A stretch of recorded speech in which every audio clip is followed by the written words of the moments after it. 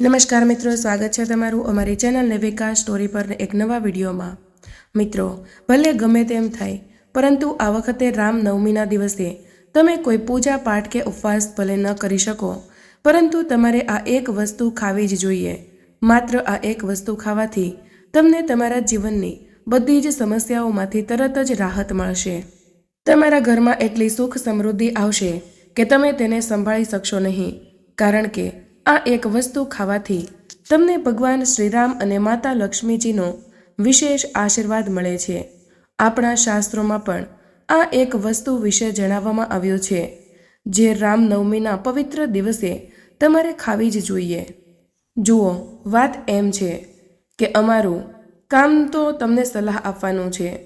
હવે માનવું કે ન માનવું તે તમારી મરજી છે, પરંતુ હું એક વાત ચોક્કસ કહીશ કે જો તમે અમારી આ વાત માનશો તો તમારો બેડો પાર થઈ જશે।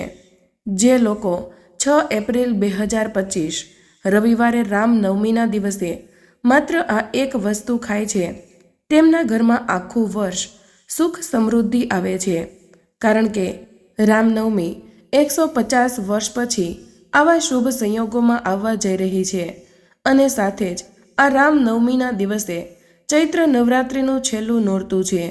એટલા માટે હિન્દુ ધર્મમાં આ નવમી તિથિનું મહત્ત્વ વધુ વધી જાય છે। સાથે જ અમે તમને જણાવીશું કે ભલે ગમે તેમ થાય, પરંતુ આ રામનવમીના પવિત્ર દિવસે ભૂલથી પણ ઘરે આવું ભોજન ન બનાવતા અને ભૂલથી પણ આવું ભોજન ન ખાવું જોઈએ, નહીંતર આખો પરિવાર બરબાદ થઈ જશે। તેમજ આ વિડીયોમાં અમે તમને જણાવીશું કે રામનવમીના પવિત્ર દિવસે તમારે કઈ એક એવી વસ્તુ છે જે ખાવી ખૂબ જ જરૂરી છે, જેથી તમે તમારા જીવનમાં ભગવાન શ્રીરામ અને માતા લક્ષ્મીજીના વિશેષ આશીર્વાદ મેળવી શકો। આ વિડીયોમાં અમે તમને એ પણ જણાવીશું કે 6 એપ્રિલ 2025 રવિવારે રામનવમીના દિવસે ભૂલથી પણ આ 3 કામ ક્યારેય ન કરવા જોઈએ, નહીંતર આખો પરિવાર બરબાદ થઈ જશે। રામનવમીના પવિત્ર દિવસે આ 3 કાર્યો ક્યારેય ન કરવા જોઈએ। જે પણ માતાઓ અને બહેનો રામનવમીના પવિત્ર દિવસે આ કાર્યો કરે છે, તેમનું જીવન બરબાદ થઈ જાય છે। જે ઘરમાં આ 3 કાર્યો કરવામાં આવે છે, તે ઘરમાં દેવી લક્ષ્મી ક્યારેય નિવાસ કરતા નથી। તે આ ઘર છોડીને કાયમ માટે ચાલ્યા જાય છે। આ સાથે અમે તમને એ પણ જણાવીશું કે જો તમે રામનવમીના પવિત્ર દિવસે આ વસ્તુઓનું દાન કરશો તો તમારા ઘરમાં ક્યારેય સુખ સમૃદ્ધિની કમી નહીં રહે। માતા લક્ષ્મી હંમેશા તમારા ઘરમાં નિવાસ કરશે। તો આવી માહિતી આપવા માટે અમે તમારી પાસેથી કોઈ પૈસા લેતા નથી। અમે તમને આવી માહિતી બિલકુલ મફતમાં પૂરી પાડીએ છીએ। એટલા માટે તમારે આ વિડીયો સંપૂર્ણ જોવો જોઈએ અને તેને અડધો છોડીને ન જોવો જોઈએ। ઘણા લોકો એવા હોય છે જે વિડીયોને કાપી કાપીને જુએ છે, અડધો છોડીને જતા રહે છે, પછી આવા વ્યક્તિ જીવનમાં ક્યારેય સફળતા મેળવી શકતા નથી। તેથી જ વિડીયોને અધવચ્ચે છોડીને ન જતા તમારે આખો વિડીયો જોવો જ જોઈએ, અને ભલે ગમે તે થઈ જાય, પરંતુ રામનવમીના દિવસે આ એક વસ્તુ ખાવી જોઈએ। જો તમે માત્ર આ એક વસ્તુ ખાઈ લેશો તો તમારા ઘરમાં એટલી સુખ સમૃદ્ધિ આવશે કે તમે તેને સંભાળી શકશો નહીં, કારણ કે આ રામનવમીના પવિત્ર દિવસે કરવામાં આવેલો કોઈ પણ ઉપાય ક્યારેય વ્યર્થ જતો નથી। તે હંમેશા લાભ પ્રદાન કરે છે। એટલા માટે કમેન્ટ બોક્સમાં જય શ્રી રામ જરૂરથી લખી દેજો। સાથે જ આ વિડીયોને લાઈક કરજો, ચેનલને પણ જરૂરથી સબસ્ક્રાઈબ કરજો। તો ચાલો સૌપ્રથમ તમને આ રામનવમીના પવિત્ર દિવસની થોડી માહિતી આપીએ। આ વખતે 2025માં રામનવમી અંગે લોકોમાં ઘણી મૂંઝવણ છે કે આ દિવસ ભગવાન શ્રીરામની પૂજા કેવી રીતે કરવી, શુભ મુહૂર્ત કયા સમયે છે, આ દિવસે શું ખાવું અને શું ન ખાવું જોઈએ। આ વિડીયોમાં અમે તમારા બધા જ પ્રશ્નોના જવાબ આપીશું। તમારા ફક્ત આ વિડીયો સંપૂર્ણ જોવો પડશે।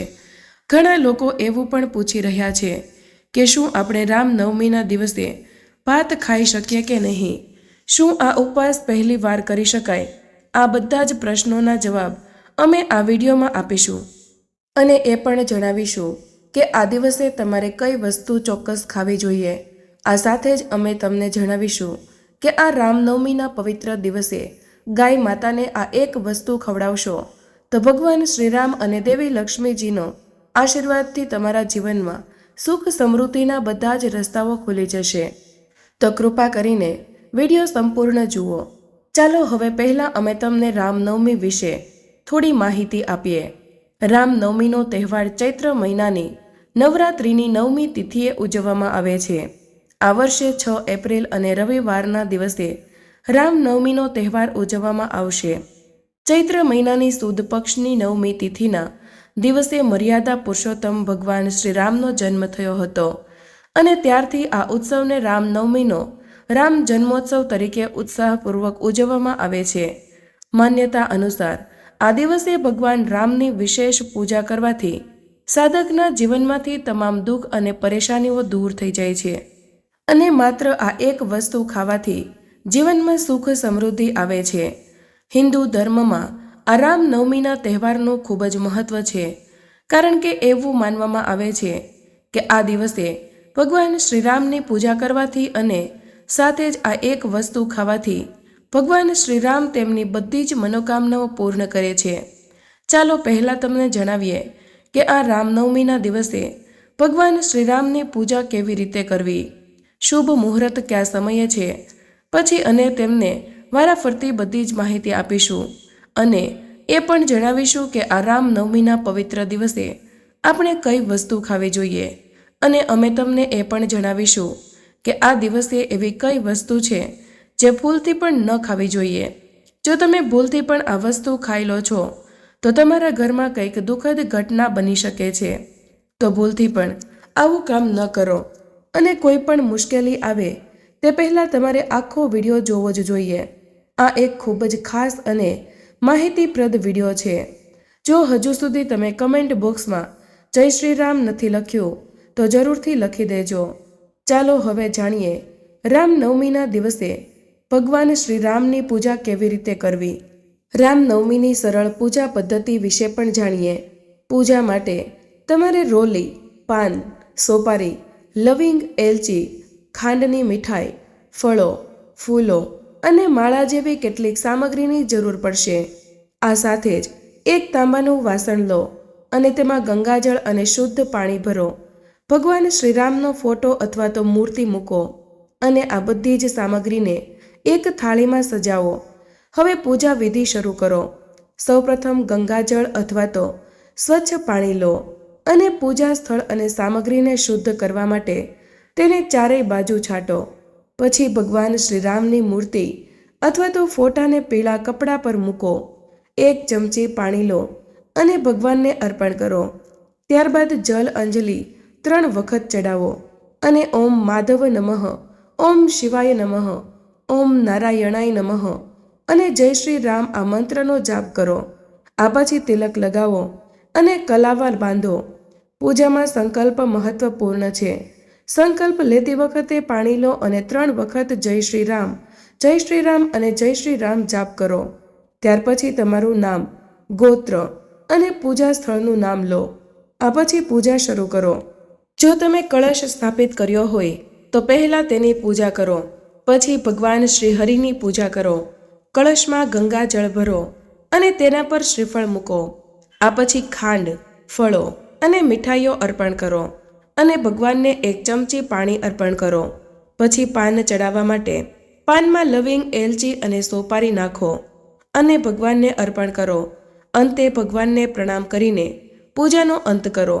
તો ચાલો હવે જાણીએ કે આ રામનવમીના પવિત્ર દિવસે કઈ વસ્તુનું સેવન ભૂલથી પણ ન કરવું જોઈએ. સૌપ્રથમ રામનવમીના પવિત્ર દિવસે નશીલા પદાર્થો ખાવાથી સંપૂર્ણ મનાઈ છે. આ રામનવમીના પવિત્ર દિવસે દારૂ, તમાકુ, ગુટકા વગેરેનું સેવન સંપૂર્ણપણે પ્રતિબંધિત છે. આ પદાર્થો શારીરિક અને માનસિક સ્વાસ્થ્ય માટે હાનિકારક છે અને આ દિવસના પવિત્ર હેતુને પણ વિક્ષેપિત કરી શકે છે. નશીલા પદાર્થો શરીર અને મનને અશુદ્ધ કરે છે. આ દિવસે કોઈ પણ પ્રકારનો નશો ટાળવો જોઈએ, જેથી આપણી ભક્તિ શુદ્ધ રહે. બીજી વસ્તુ છે માંસાહારી ખોરાક. રામનવમીના પવિત્ર દિવસે માંસાહારી ખોરાક ખાવાની સંપૂર્ણ મનાઈ છે. તેથી જ આ દિવસે માંસાહારી ખોરાક ચિકન, ઈંડા, માછલી અથવા તો કોઈ પણ પ્રકારનું માંસ ન ખાવું જોઈએ. એક ખાસ ધ્યાન રાખો, માંસાહારી ખોરાક ખાવાથી માત્ર શારીરિક રીતે જ નુકસાન નથી થતું, પરંતુ તે આધ્યાત્મિક રીતે પણ આપણા પાપોમાં વધારો કરે છે, જે આપણી માનસિક શાંતિ અને સંતુલનને અસર કરે છે. રામનવમીના દિવસે ફક્ત સાત્વિક ખોરાક જ ખાવાની મંજૂરી છે, જે પવિત્રતા અને ભક્તિનું પ્રતીક છે. ડુંગળી અને લસણનું સેવન. રામનવમીના પવિત્ર દિવસે આ ડુંગળી અને લસણનું સેવન પણ ન કરવું જોઈએ. આ બંને પદાર્થો તામસિક ગુણોથી ભરપૂર છે અને વ્યક્તિના માનસિક સંતુલનને અસર કરી શકે છે. શાસ્ત્રોમાં અને માંસાહારી ખોરાક સાથે જોડવામાં આવ્યા છે. ડુંગળી અને લસણ ખાવાથી આહારમાં અસંતુલન થાય છે અને ભક્તોમાં અવરોધ ઊભો થઈ શકે છે. આ દિવસે આ બંનેનું સેવન ન કરવાની સલાહ આપવામાં આવે છે. વિડીયોમાં આગળ વધતા પહેલાં કમેન્ટ બોક્સમાં તમારા કુળદેવીનું નામ અને જય શ્રી રામ જરૂરથી લખજો. સાથે જ આ વિડીયોને લાઈક કરજો, ચેનલને પણ જરૂરથી સબસ્ક્રાઈબ કરજો અને સાથે જ કમેન્ટ બોક્સમાં તમારી રાશિ જરૂરથી લખજો, કારણ કે અમે તમારી રાશિ સંબંધિત ભાગ્ય પણ જણાવીએ છીએ અને તમારા જીવનમાં જે પણ સમસ્યાઓ ચાલી રહી છે તેના માટે સરળ અને અસરકારક ઉપાયો પણ જણાવીએ છીએ. એટલા માટે કમેન્ટ બોક્સમાં તમારી રાશિ જરૂરથી લખી દેજો. તો ચાલો હવે જાણીએ કે રામનવમીના પવિત્ર દિવસે કયા કામ ભૂલથી પણ ન કરવા જોઈએ. રામનવમીના દિવસે વાળ અને નખ કાપવાનું પણ ટાળવું જોઈએ. તે ઉપરાંત આ દિવસે ભાત ન ખાવા જોઈએ. રામનવમીના દિવસે ચોખા ખાવાની મનાઈ છે. રામનવમીના પવિત્ર દિવસે સવારે મોડે સુધી સૂવાનું ટાળવું જોઈએ. આ દિવસે આપણે જાગૃત અને ધ્યાન સ્વસ્થ અવસ્થામાં હોવું જોઈએ. આ દિવસે જમીન પર સૂવું જોઈએ. તે આત્મનિયંત્રણ અને સંયમનું પ્રતીક છે. રામનવમીના પવિત્ર દિવસે કોઈ પણ પ્રકારના વિવાદ, ઝઘડા કે દુષ્ટતાથી દૂર રહેવું જોઈએ. આ દિવસનો મુખ્ય હેતુ ભગવાન શ્રીરામની પૂજા અને ધ્યાન કરવાનો છે. તેથી આ દિવસ સાંસારિક પ્રવૃત્તિઓથી મુક્ત થઈને ભક્તિમાં સંપૂર્ણપણે ડૂબી જવું જોઈએ. રામનવમીના દિવસે ભગવાન શ્રીરામની પૂજા અને શ્રીહરિના મંત્રનો જાપ કરવાથી પુણ્ય પ્રાપ્ત થાય છે. જો તમે તમારી પ્રાર્થનામાં બેદરકાર રહેશો અથવા તો કોઈ અન્ય કામ કરશો તો આ પૂજાનું સંપૂર્ણ લાભ મળશે નહીં. આ દિવસે વ્યક્તિએ શાંત અને સંયમિત રહેવું જોઈએ અને કોઈના પ્રત્યે કોઈ દ્વેષ કે કડવાહશ રાખવાનું ટાળવું જોઈએ. ચાલો હવે જાણીએ કે રામનવમીના દિવસે કઈ કઈ વસ્તુ ખાવી જોઈએ. આ દિવસે બટાકા, શક્કરિયા, સાબુદાણા, દૂધ, ફળો અને ગોળનું સેવન કરવું જોઈએ. આ વસ્તુઓ કોઈ અવરોધ ઉત્પન્ન કરતી નથી અને તે સાત્વિક છે. માંસાહારી ખોરાક સંપૂર્ણપણે ટાળવો જોઈએ. આ દિવસે સફરજન, કેળા, નારંગી, પપાયા વગેરે જેવા તાજા ફળો ખાઈ શકાય છે. આ ફળો વિટામિન અને પોષક તત્વોથી ભરપૂર હોય છે અને શરીરને તાજગી પ્રદાન કરે છે. આ ઉપરાંત જો તમને વધુ ઉર્જાની જરૂર લાગે તો તમે સાબુદાણા ખીચડી, સાબુદાણા વડા અથવા તો સાબુદાણા ટિક્કી પણ ખાઈ શકો છો. સાબુદાણા પચવામાં હલકો હોય છે અને શરીરને જરૂરી ઉર્જા પૂરી પાડે છે. જે ઘરોમાં ફક્ત શુદ્ધ અને સાત્વિક ખોરાક જ બનાવવો જોઈએ અને ડુંગળી અને લસણથી દૂર રહેવું જોઈએ. આ તામસિક ગુણોથી ભરપૂર છે. તમારી જાણકારી માટે, જો તમે રામનવમીના દિવસે ફક્ત 10 રૂપિયાના ધાણા ખરીદીને તેને કુંડામાં વાવો છો તો તે તમારા માટે ખૂબ જ શુભ સાબિત થશે, કારણ કે જે તમે બધા જ જાણો છો કે ધાણાનો સીધો સંબંધ માતા લક્ષ્મી સાથે છે. ધાણા દેવી લક્ષ્મી સાથે પણ સંકળાયેલા છે, જેના કારણે ધાણાનું દ્રાવણ ખાસ મહત્વનું બની જાય છે. આખા પરિવારે કુંડામાં ઉગાડેલા કોથમીર ખાવી જોઈએ. આ કારણે જીવનમાં ક્યારેય સુખ સમૃદ્ધિની કમી રહેતી નથી. જેમ જેમ તમે આ લીલી કોથમીર ખાશો તેમ તેમ તમારા ઘરમાં માતા લક્ષ્મીજીના આશીર્વાદથી સુખ અને સમૃદ્ધિ આવશે. પરંતુ યાદ રાખો, રામનવમીના દિવસે ઘરે લાવેલા ધાણા અને કુંડામાં ઉગાડેલા ધાણા ક્યારેય બીજા કોઈને ન આપવા જોઈએ. પરિવારના દરેક સભ્યને આ ખાવું જોઈએ. ધાણાની કિંમત ફક્ત 10 રૂપિયા છે, તેથી તમારે આ જરૂરથી કરવું જોઈએ. ખાસ કરીને રામનવમીના પવિત્ર દિવસે ધાણા ઉગાડવા અને ઘરે લાવવાથી તમારા ભાગ્યના દરવાજા ખુલી જાય છે. ભગવાન શ્રીરામની પૂજા અને પ્રસાદમાં તમારે દ્રાક્ષ અવશ્ય લાવવી જોઈએ, કારણ કે દ્રાક્ષ માતા લક્ષ્મીને ખૂબ જ પ્રિય છે. અને ભગવાન શ્રીહરિ વિષ્ણુને 5 પ્રકારના ફળો અર્પણ કરવા જોઈએ. તમે તમારી પસંદગીના ફળો લાવી શકો છો, પરંતુ સફરજન, દ્રાક્ષ, કેળા તો હોવા જ જોઈએ. તમે 5 કોઈપણ ફળ લઈ શકો છો, પરંતુ તમારે ખાસ ધ્યાન રાખવું જોઈએ કે ભગવાન શ્રીરામ અને દેવી લક્ષ્મીજીને ક્યારેય પણ નાશપતિ અર્પણ ન કરવી જોઈએ, કારણ કે તેનાથી ધનનો નાશ થાય છે. શાસ્ત્રો અનુસાર જે વ્યક્તિ કોઈ પણ શુભ દિવસે, ખાસ કરીને રામનવમીના પવિત્ર દિવસે દ્રાક્ષ ખાય છે, તેને જીવનમાં ક્યારેય આર્થિક તંગીનો સામનો કરવો પડતો નથી. રામનવમીના દિવસે દ્રાક્ષમાં દેવી લક્ષ્મીનો આશીર્વાદ રહે છે. આ ઉપરાંત તમારે સીતાફળ ખાવું જ જોઈએ. આ ઉપરાંત ભગવાન શ્રીરામને શેરડી અર્પણ કરો. તે ખૂબ જ શુભ અને ભાગ્યશાળી માનવામાં આવે છે. પરંતુ જો તમને આ સમયે આ વસ્તુ ન મળે તો તમે ભગવાન શ્રીરામને ગોળ અને ચણાની દાળ અર્પણ કરી શકો છો. જો તમે રામનવમીના પવિત્ર દિવસે આ ખાશો તો તમારા જીવનમાં ક્યારેય સમૃદ્ધિની કમી રહેશે નહીં. તો મિત્રો, આ બધી જ બાબતોને ધ્યાનમાં રાખવી જોઈએ. આનાથી ભગવાન શ્રીરામ વિશેષ આશીર્વાદ આપે છે અને જીવનમાં સુખ, શાંતિ અને સમૃદ્ધિ બની રહે છે. એટલા માટે કમેન્ટ બોક્સમાં જય શ્રી રામ જરૂરથી લખી દેજો. ચાલો હવે તમને જણાવીએ કે આ વર્ષે રામનવમીની સાચી તારીખ અને સમય શું છે. ચૈત્ર મહિનાના સુદ પક્ષની 9મી તિથિ 5 એપ્રિલ 2025ના રોજે સાંજે 7:26 વાગ્યે શરૂ થશે અને બીજા દિવસે 6 એપ્રિલ 2025ના રોજે સાંજે 7:22 વાગ્યે સમાપ્ત થશે.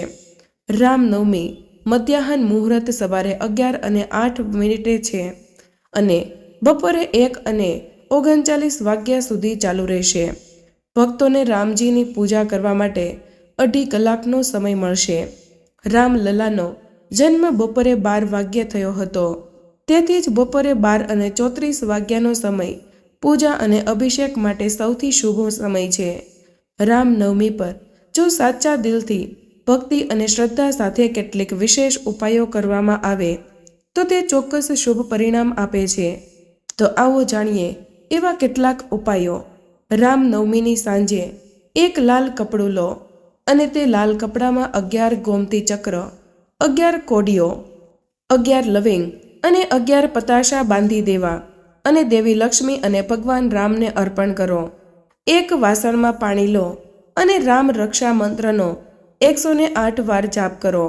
આ પવિત્ર જળને ઘરના દરેક ખૂણામાં છાંટો. આ સિવાય રામનવમીની સાંજે કોઈ પણ હનુમાનજી મંદિરમાં જઈને હનુમાન ચાલીસાનો પાઠ કરો અને ઓમ નમો હનુમંતે નમઃ મંત્રનો 108 વાર જાપ કરો. સંતાન સુખની પ્રાપ્તિ માટે એક શ્રીફળ લો અને તેને લાલ કપડામાં લપેટીને માતા સીતાને અર્પણ કરો અને 108 વાર ઓમ નમઃ શિવાય મંત્રનો જાપ કરો. સુખ અને શાંતિ માટે ભગવાન શ્રીરામની સામે ઘી કે તેલનો દીવો પ્રગટાવો અને 108 વાર શ્રીરામ જય જય રામ મંત્રનો જાપ કરો. લગ્ન જીવનમાં આવતા અવરોધો દૂર કરવા રામનવમી પર સાંજે ભગવાન રામ અને માતા સીતાને હળદર, કુમકુમ અને ચંદન અર્પણ કરો અને 108 વાર ઓમ જય સીતારામ મંત્રનો જાપ કરો. આ ઉપાય કરવાથી રામજીની કૃપા સદા તમારા ઉપર બની રહેશે. તો મિત્રો, આજનો વિડીયો અહીં પૂર્ણ કરીએ છીએ. આજની આ માહિતી તમને કેવી લાગી તે કમેન્ટમાં જરૂર જણાવજો. વિડીયો પસંદ આવ્યો હોય તો વિડીયોને લાઇક અને તમારા મિત્રો સાથે શેર કરજો. ચેનલ પર નવા હોય તો ચેનલને સબસ્ક્રાઇબ કરવાનું ભૂલશો નહીં. મળીએ એક નવા વિડીયોમાં. ત્યાં સુધી બધા જ મિત્રોને જય શ્રી કૃષ્ણ, જય શ્રી રામ. ધન્યવાદ.